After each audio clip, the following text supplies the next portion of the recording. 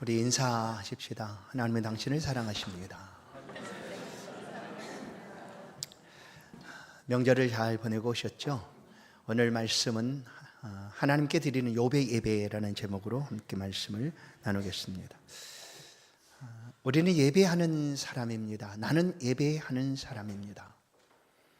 매일 매 시간 어디서든지 하나님을 예배하는 사람입니다. 그러나 그 예배가 습관적으로 형식에 따라서 드려지는 예배가 아니라 생명으로 드려지는 예배인 것을 우리는 믿습니다. 오늘 우리의 예배가 그렇게 하나님 앞에 드려지기를 간절히 소원합니다. 이 자리에 임재하신 하나님께 우리 예배가 올려지기를 원하고 하나님이 기뻐 받으시는 그런 귀한 예배 되기를 주의 이름으로 간절히 축원합니다. 예수님께서 수가성 우물가에 가셔서 한 여인을 만나셨습니다. 그 여인을 만나서 하시는 말씀은 바로 예배에 관한 말씀이셨습니다. 하나님은 영이시니 예배하는 자가 영과 진리로 예배해야 된다. 곧 그렇게 예배할 때가 오나니 곧 이때라라고 말씀을 하셨습니다. 바로 그 이후로 우리는 하나님을 그렇게 예배합니다. 영과 진리로 하나님이 받으실 만한 예배를 우리는 하나님 앞에 드리기를 원합니다. 오늘 본문의 말씀은 예배하는 사람, 욥에 관한 내용이 담겨져 있습니다. 욥은 예배하는 사람이었습니다. 오늘 욥기서를 보면 욥이 얼마나 하나님을 예배하고 있는가, 어떻게 온전히 하나님을 예배하고 있는가를 우리는 볼 수가 있습니다. 자신의 예배뿐 아니라 자신과 함께 있는 가족들, 자녀들에게 어떻게 예배를 드려야 하는가, 하나님 앞에 예배자가 되어 살아가야 하는가를 말씀을 통하여 들려주고 있는 모습이 오늘 본문에 담겨져 있습니다. 욥기서는 성경 중간쯤 역사서를 지나서 욥기 다음에 시편, 잠언, 전도서, 아가 이런 5축에 포함되어 있습니다. 그러나 사실 욥이라는 사람은 창세기 족장들이 살아가고 있던 그 시대 사람입니다. 바로 그 시대의 한 사람을 우리는 기억합니다. 창세기 12장 하나님의 부름을 받고 갈 바를 알지 못하고 떠났던 아브라함을 우리는 기억합니다. 바로 그 시대에 욥도 함께 살고 있었습니다. 그 아브라함의 모습을 우리는 기억하는데, 아브라함은 하나님이 보내시는 곳으로 갈 바를 알지 못하고 떠납니다. 그러나 옮겨가는 곳마다 여호와의 이름을 불렀습니다. 단을 쌓고 여호와의 이름을 불렀더라. 어떤 모습입니까? 하나님을 예배하였다라는 것이죠. 아브라함이 그렇게 하나님을 예배하였던 것처럼 욥도 그 시대에 그 동방에서 이렇게 하나님을 잘 예배하는 사람이었다라는 것을 우리 가운데 들려줍니다. 그래서 1절을 보시면 하나님이 이 욥이라는 사람을 평가하고 욥이 어떤 사람인가를 우리 가운데 알려줍니다. 1절을 보시면 우스 땅에 욥이라 불리는 사람이 있었는데 그 사람은 온전하고 정직하여 하나님을 경외하며 악에서 떠난 자더라. 아멘. 이것이 욥에 대한 하나님의 평가입니다. 욥이 어떤 사람이라고요? 정직하고 온전하고 정직하고 하나님을 경외하여 악에서 떠난 사람이더라. 떠난 자더라. 여러분, 이런 사람을 우리가 어디서 봅니까? 성경에 또 이와 같은 사람을 기록합니다. 그가 바로 창세기 5장에 있는 에녹이죠. 죽음을 보지 않고 하나님께로 나아갔던 에녹, 그 역시 하나님 앞에 완전한 자라라고 소개를 받습니다.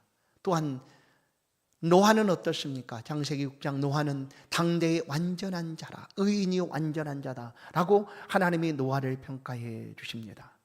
바로 에녹이나 노아처럼 이 욥이라는 사람도 하나님이 보실 때 그런 온전한 완전한 사람이었다라는 거죠. 온전하여 정직하여, 온전하고 정직하다. 이 온전하다는 표현은 완전하다라는 말로 생각을 해볼 수도 있습니다. 또한 이 욥이라는 사람은 1절을 보면 여호와를 경외하였다라고 얘기합니다. 여호와를 경외하였다. 그것이 무엇입니까? 예배죠. 하나님을 예배하였다라는 거죠. 하나님을 예배하는 사람, 바로 욥이었습니다. 오늘 우리가 이 욥에 대해서 하나님을 예배드리는, 하나님께 예배드리는 욥에 대해서 이 말씀을 함께 나눕니다. 욥이 예배하고 있었던 그의 삶의 환경들이 어떠했을까? 우리도 우리의 삶의 자리에서 하나님을 예배합니다. 욥이 여호와를 경외하였다라는 것은 그가 살아가고 있는 그 삶의 자리에서 하나님을 예배했다라는 것이죠. 성경이 가르쳐주고 있는 대로 욥은 어떤 사람인가? 부자였다라는 거예요. 부자. 얼마만큼 부자였는가? 2절을 보시면 양이 7,700마리, 낙타가 3,000마리, 소가 500겨리, 암나귀가 500마리. 그가 가진 가축의 수를 알려줍니다. 좋기 1만 마리가 넘습니다. 이 많은 가축들을 기르고 먹이고 있는 욥입니다. 이 많은 가축들을 먹이고 또 기르려면 얼마나 많은 땅들이 필요할까? 넓은 땅이 필요하겠죠. 이 일을 행할 종들도 필요하겠죠. 그래서 성경은 종들도 많이 있었다라고 얘기해 줍니다. 오늘날로 보면 그 시대는 목축업을 하고 가축을 기르는 시대였을 터이니 오늘날로 보면 그야말로 재벌 아니겠습니까? 재벌. 이 땅의 모든 소유를 마음껏 누릴 수 있는 그런 재벌이 바로 욥이었다라는 거예요. 그런데 그 재벌 욥이 하나님을 경외하였다라는 것입니다. 여러분, 오늘날 우리가 많은 것을 소유하게 되면, 이 땅의 것으로 우리의 삶을 채워가게 되면 과연 그래도 하나님이 필요하다라고 우리가 고백할 수가 있을까? 우리는 욥과 같은 사람이기에 그래도 여전히 하나님을 필요하다라고 고백하는 줄로 믿습니다. 그러나 많은 사람들이 모든 필요가 다 채워지고 원하는 대로 마음껏 삶을 살아갈 수 있다고 하면 과연 그의 삶을 하나님께 의지하고 믿음의 삶을 살아갈 수가 있을까? 흔히 보는 바대로 그렇게 하기가 참 어렵다라는 것이죠.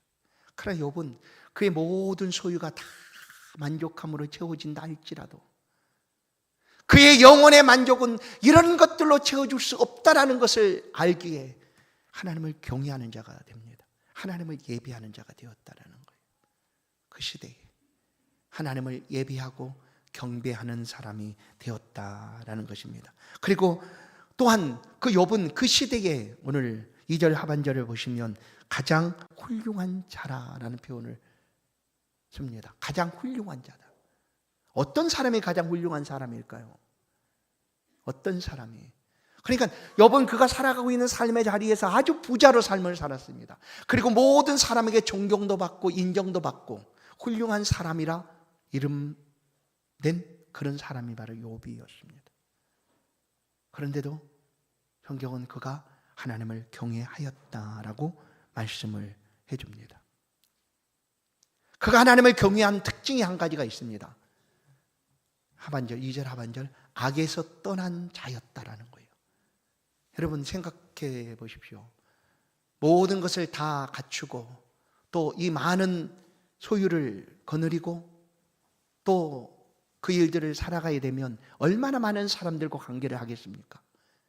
훌륭한 사람으로 인정이 되고 높은 지위를 가졌을 것이고 그러면 수많은 사람들과 관계를 갖고 있지 않겠습니까? 그렇게 되면 어떻게 될까요? 흔히 우리가 요즘 우리 시대에 듣는 것처럼 부자들, 재벌들 어떻습니까? 많은 죄를 가지고 악을 행함으로 드러나는 일들이 많이 있지 않습니까?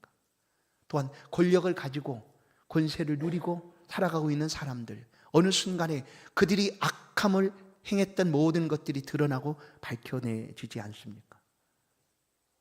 그런데 욥은 그런 것이 전혀 없습니다.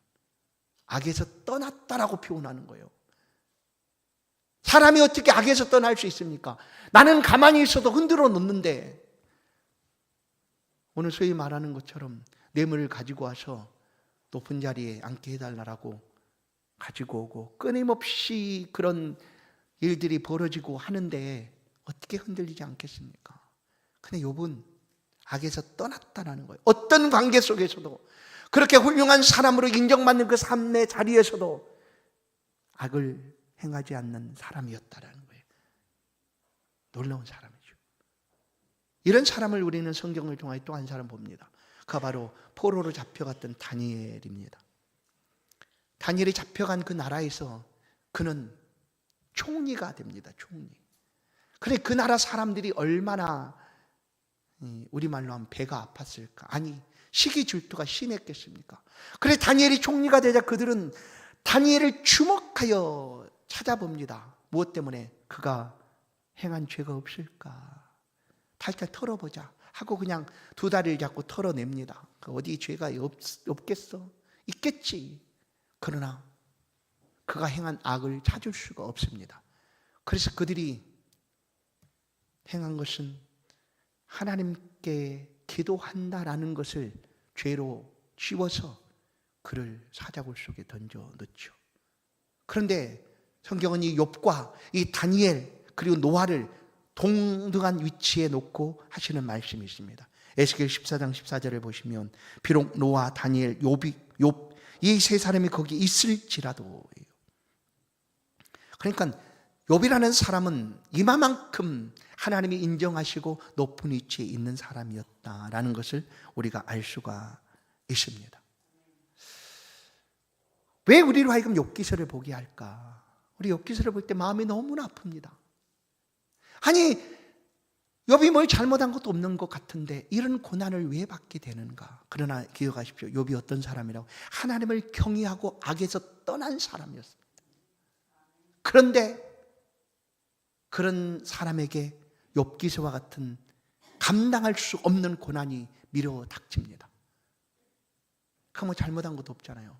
10명의 아들들이 죽고 집은 다 무너지고 모든 소유는 다 없어지고 그리고 아내마저 떠나버리고 자신의 몸은 온갖 질병으로 혼자 숨을 쉬기도 어려울 지경이 된 욥입니다.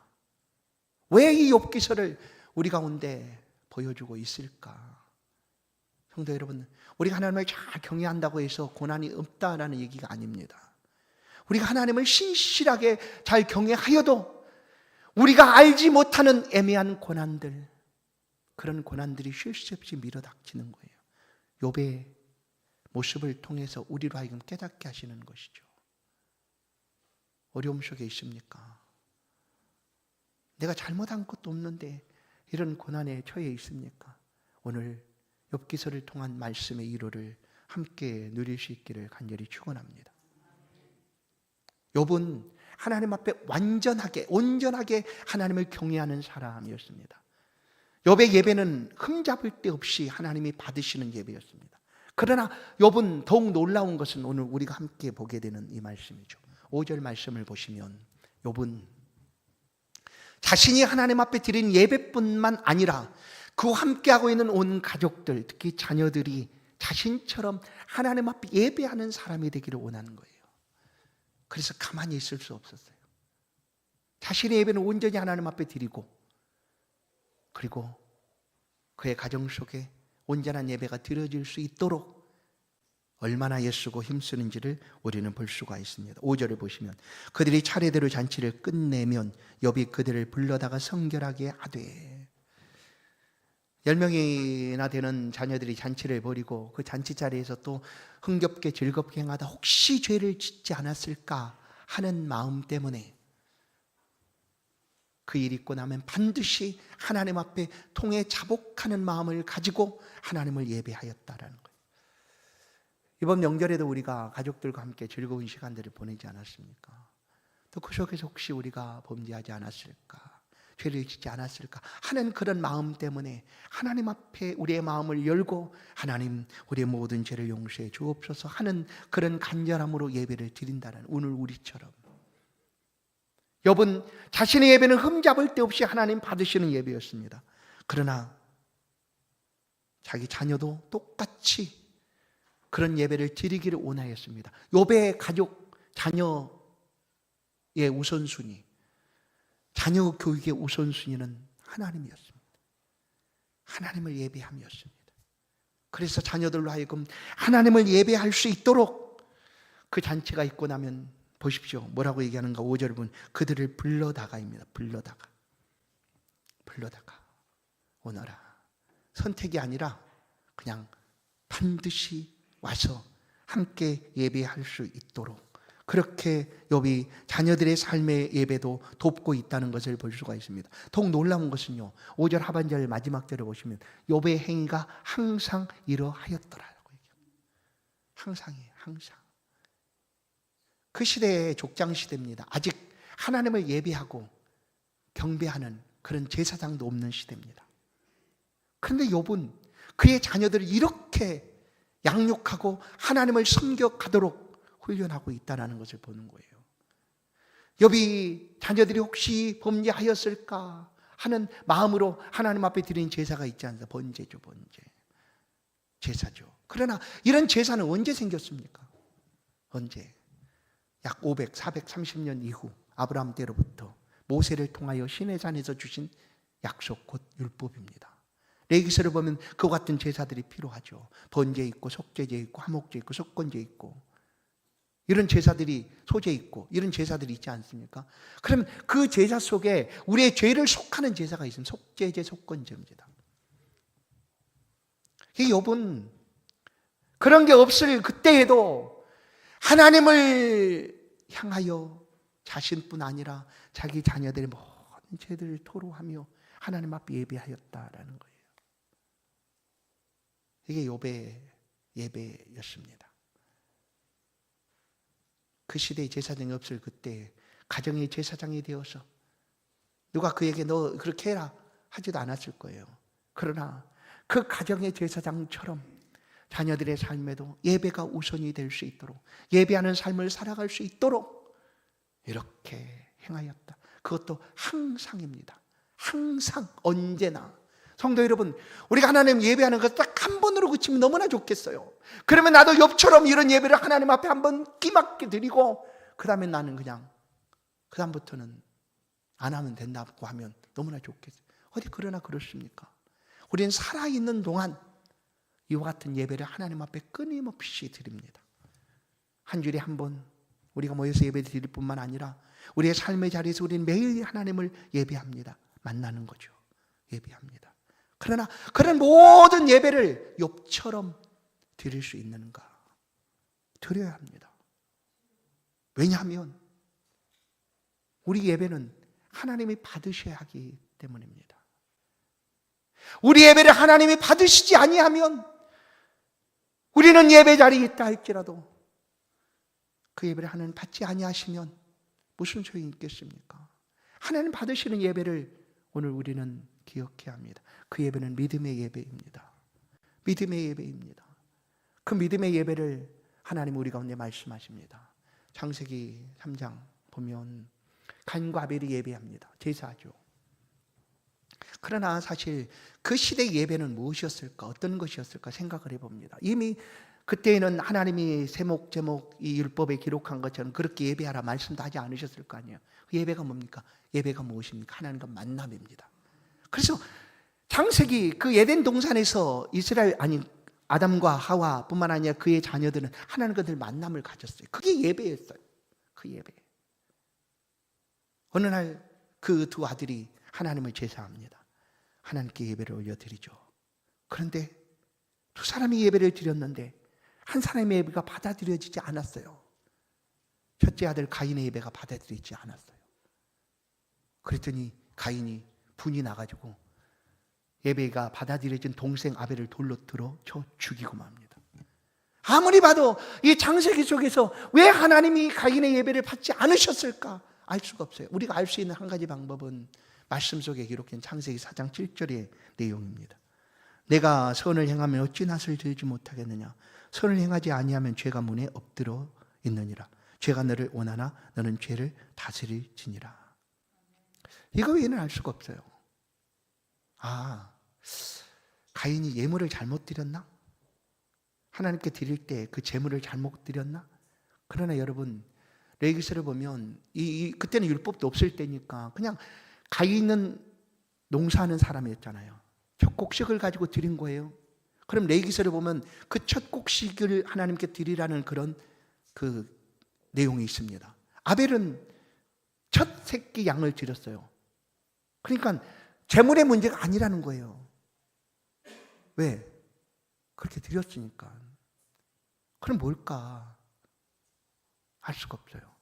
그런데 우리로 하여금 히브리서 11장을 가보면 정확하게 알 수 있는 내용이 있습니다. 히브리서 11장 5절을 보시면, 4절을 보시면 믿음으로 아벨은 가인보다 더 나은 제사를 하나님께 드림으로예요.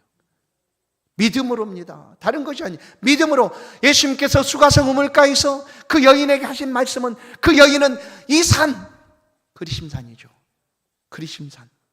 사마리아 사람들이 예배를 드렸던 그리심산, 당신들 유대인들이 드렸던 예루살렘산. 예수님 말합니다. 이 산 저 산 다 필요 없다.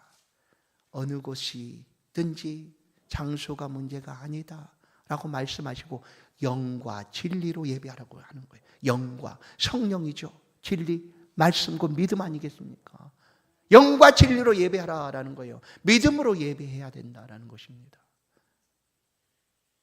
가인은 하나님과 예배하며 살아갔어요. 그냥 만나서, 그때는 그냥 만남이니까 하나님과 늘 동행하고 만나고 했으니까 그 삶이었는데, 그 삶 속에 믿음이 없었다는 거예요. 믿음이. 히브리서가 그걸 말해주는 거예요. 믿음 없는 예배를 하나님 앞에 드렸어요. 그 믿음이 어떤 믿음이었는지는 뭐 알 수 없지만, 가인은 하나님 앞에 예배를 드리며 그 마음에 하나님에 대한 믿음이 없었어요. 그 마음 속에 죄로 가득 차 있었어요. 분노로, 시기로. 그래서 그 예배가 받아들이지 않은 거예요. 오늘 우리 예배는 믿음으로 드려야 되는 예배입니다. 오늘 우리가 하나님 앞에 한 시간을 예배하고 있지만 우리 안에 믿음이 없다면 그 예배가, 이 한 시간을 이 자리에 있다 할지라도 하나님이 받지 않으시는 예배라는 거예요. 또 성경은 우리 가운데 어떤 예배를 하나님 앞에 드려야 할까? 사무엘상을 가보면 초대왕 사울이 있습니다. 사울 왕이죠. 사울의 왕이 되고 그는 겸손하여 왕이 됐습니다. 사실 선지자 사무엘을 통하여 하나님이 왕에게 말합니다. 아말렉, 너희를 괴롭히는 그 민족들을 가서 쳐라. 치되 완전히 진멸해라. 씨도 남기지 말고 완전히 없애라는 표현이죠. 그 사울왕이 이제 전쟁터로 나갑니다. 하나님이 역사하셔서 그 전쟁에서 완전히 승리를 합니다. 그야말로 진멸할 수 있을 만큼 모두 다 승리를 하게 됩니다. 그런데 이 사울 왕이 하나님의 말씀을 들었음에도 불구하고 진멸하지 않고 남겨서 가지고 오는 것들이 있었습니다. 짐승들을 데리고 옵니다. 그리고 그 아말렉 왕 아각을 사로잡아 옵니다. 여러분, 전쟁에 나간 왕이 그래도 나름대로 자기가 내가 이번 전쟁에 나가서 완전히 아말렉을 이겼다라는 것을 뭔가 보여주고 싶었던지, 그는 예루살렘으로 돌아오는 길에 양들, 소들, 즉 가축들을 무한히 가지고 들어옵니다.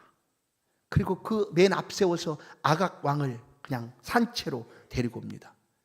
하나님은 분명히 진멸하라고 했는데, 그러자 이 소리를 듣고 사무엘이 찾아와서 얘기하면, 왕이여 이게 무슨 일입니까? 어찌하여 이것들이 여기에 있습니까? 왕은 그저 사로잡아 있고 왜 그렇습니까? 그러자 이 사울 왕이 사무엘 선지자를 향하여 말합니다. 내가 전쟁에 가서 완전히 이겼거든요. 그런데 너무너무 좋은 그 재물들이 있어서 이거 하나님께 좀 드리고 싶어서 내가 가져온 거예요 하고 얘기합니다. 아니, 이거 하나님께 모두 다 드릴 거예요. 재물로 다 드릴 거예요. 염려하지 마세요. 그럼 아각 왕은, 그거는 사울은 얘기는 하지 않지만 마음으로는 그거 그래도 내가 왕인데 그냥 아무것도 없이 이렇게 오면 그러잖아요. 봐요, 내가 이 아말렉 왕을 사로잡았어요 하면 백성들이 얼마나 좋아할 거예요. 그것 때문이죠. 그런 말을 할 수 없죠. 본심은 그거였지만 나는 하나님께 드리기 위하여 이 재물들을, 가축들을 가지고 온 거예요. 하나님께 드릴 거예요. 여러분, 하나님께 드린다고 해서 모두 다 오케이 그럴까요? 아니에요. 사무엘 선지자가 이 왕에게 얘기합니다. 어찌하여 왕은 하나님의 말씀을 청종하는 것보다 청종치 아니하고 말씀을 순종치 않았습니까? 순종이 제사보다 낫다는 것을 어찌 모르십니까? 하고 말씀하고 있는 내용이 있습니다. 사무엘상 15장 25절. 사무엘이 이르되 여호와께서 번제와 다른 제사를 그의 목소리를 충종하는 것 것을 좋아하심 같이 좋아하시겠나이까. 순종이 제사보다 낫고 듣는 것이 쇠향의 기름보다 낫습니다 라고 얘기합니다. 여러분, 하나님이 우리 예배를 가장 중요하게 여기십니다. 우리의 인생에서도 다른 어떤 것보다 하나님을 예배함이 너무나 중요하고 소중합니다. 그런데 그 예배 드리겠다고 하는데 말씀하는 게 뭐예요? 순종이 제사보다 낫다. 순종이에요. 하나님의 말씀을 청종하는 거예요. 듣는 거예요. 들은 말씀대로 살아가는 삶이에요.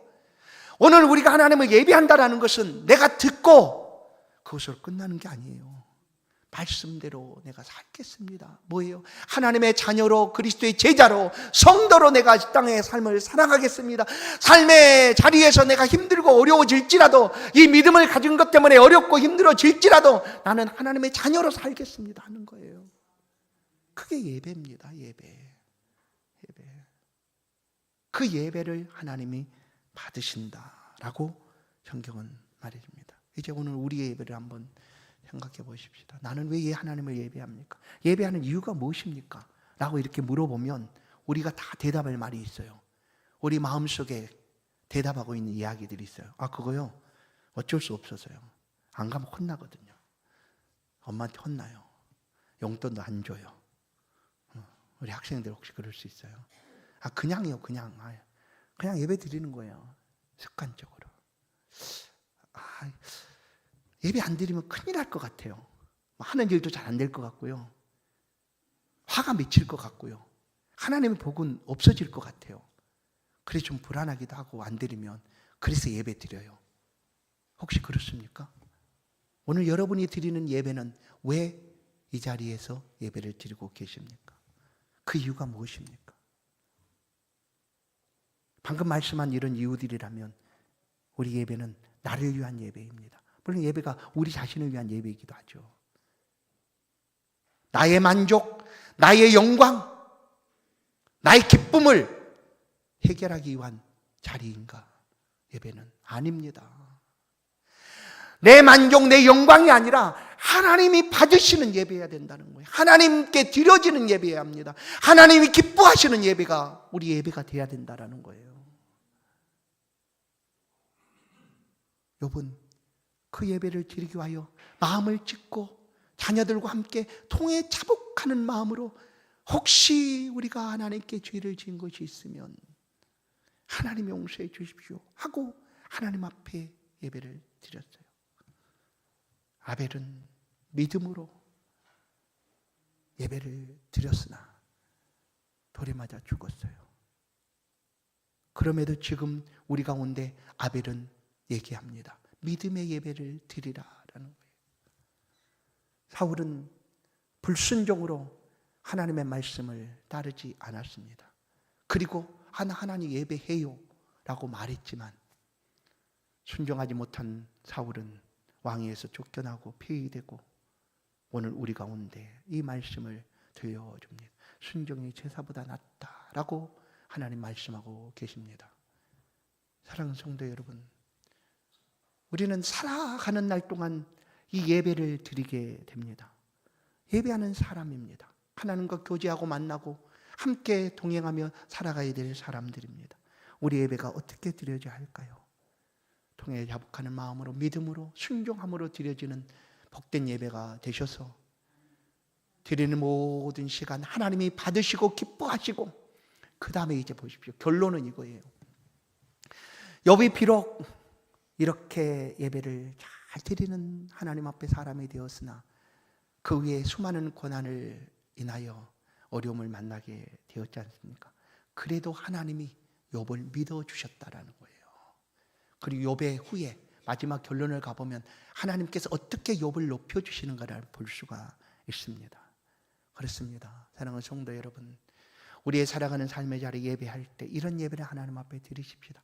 하나님이 받으시는, 하나님께 드려지는 여러분의 예배, 우리의 예배가 될 수 있기를 주의 이름으로 간절히 축원합니다. 축원합니다. 하나님 감사합니다. 하나님 기뻐 받으시는 예배를 주께 늘 드리기를 원합니다. 욥의 행위가 항상 이러하였더라 하는 것처럼 우리 예배가 항상 하나님이 받으시는 예배 되기를 원합니다. 하나님께 드려지는 예배 되기를 원합니다. 그 이후 하나님께서 우리 예배를 받으시고 우리 가운데 주시는 그 풍성한 은혜로 우리의 삶이 형통하기를 간절히 소원합니다. 오늘 예배하는 주의 백성들의 삶의 모든 길에서 하나님의 동행하여 주시고 형통한 은혜로 동행하여 주시고 함께하여 주옵소서. 예수 그리스도의 이름으로 기도하옵나이다. 아멘. 찬송 338장입니다. 귀한 예물을